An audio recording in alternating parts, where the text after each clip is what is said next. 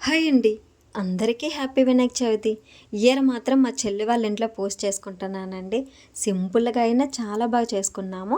మా చెల్లి ఏంటంటే వంట మొత్తం అదే చూసుకుంది. నేనేమో పూజకి సంబంధించినవన్నీ పూజ సామాన్లు క్లీన్ చేసుకోవడము, పూజ కోసం అన్నీ సర్ది పెట్టుకోవడము, గుమ్మాలకి బొట్లు పెట్టుకోవడము అవన్నీ కూడా నేను చేసుకున్నాను. ఇద్దరం ఇంకా పనులన్నీ అయిపోయాక ఇదిగోండి పూజ అయితే చాలా బాగా చేసుకున్నాము. వర్షం అబ్బా! మార్నింగ్ నుంచి గ్యాప్ లేకుండా పడుతూనే ఉందండి. వాతావరణం మాత్రం చాలా బాగుంది.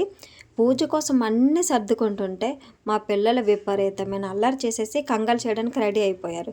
కరెక్ట్‌గా అన్నీ సర్దుకొని ఇంకా పూజ చేసే టైంకి మాత్రం పడుకొని పోయారు. ఇంకేం చేస్తాము, నేను మా చెల్లి వాళ్ళ ఆయన మా ముగ్గురం అయితే చేసేసుకున్నాము. మా ఆయన వస్తానన్నారు. 1 డే లీవ్ ఇచ్చారంట. కాకపోతే నేనే వద్దనేసాను. మార్నింగ్ వచ్చి మళ్ళీ ఈవినింగే బయలుదేరిపోవాలి. ఎందుకులే అంత దూరం నుంచి జర్నీయే ఉంటది. ఇంకా వచ్చేది కానీ కొంచెం కూడా ఉండడానికి ఏమీ అవకాశం లేదండి. అందుకనే వద్దనేసాను. పూజ అంతా అయిపోయాక ఇదిగోండి ప్రసాదం అయితే తింటున్నాము. ఇదే మరి ఈరోజుటి వీడియో. Bye bye.